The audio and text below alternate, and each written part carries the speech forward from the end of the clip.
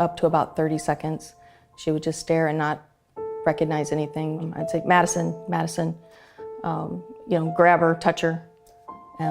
So she would come out of it, and then she would realize, where she was, and then she would get really tired.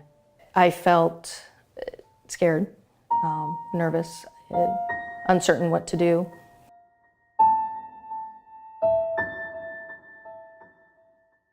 We had an MRI done, and at that point they found the tumor.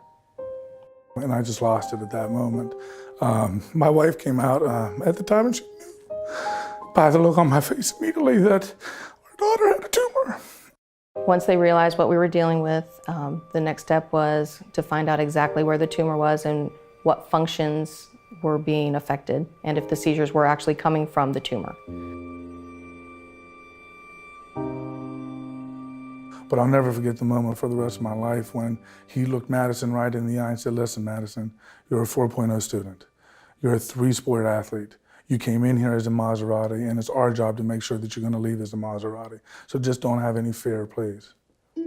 So we went into the hospital, and they did a brain mapping where they put 140 electrodes onto her brain. She had to have 3 seizures, at least 3 seizures in the hospital to get an exact pinpoint of what was going on. And the first 2 came immediately, and then the 3rd seizure, she had a grand mal, and they were able to get a lot of information from that.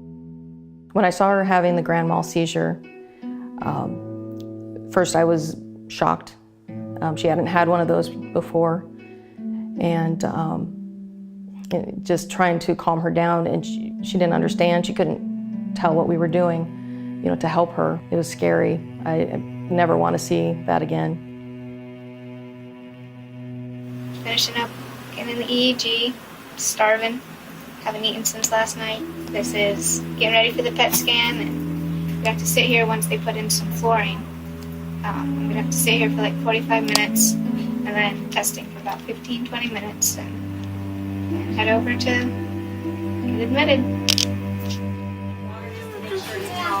It hurts. So I can't as kind of like the old saying, you wet the whistle. You're welcome. You can squeeze as hard as you want.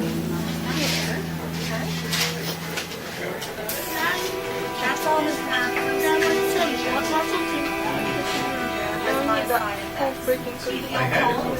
You want some more?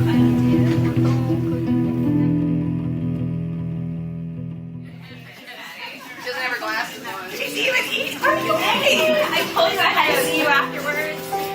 It's about 6 to 8 hours. Spent the whole day there, and they rolled her out, and she was talking, and like nothing happened. Thank you, guys. Thank you. She was joking with the nurses. She she wanted to make sure that her brother was okay. She was upset that she messed up his birthday. She wanted me to videotape her so that her brother could see her coming out of surgery, and she specifically mentioned, some things to him for his birthday. I love you very much. I remember you. I love you. I love you. Have a wonderful evening. And they released her a day and a half later on August 17th, Friday morning, with extra strength Tylenol. They told her to stay home for a week. They cleared her for school 1 week later. And another week after that, 2 weeks after the surgery, she was cleared to play volleyball for the first time.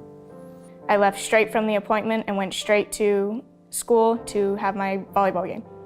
And the rest of the year I played all 3 of my sports again, and I kept up with my grades, and I focused really hard on just not letting this affect me and going back to a normal life.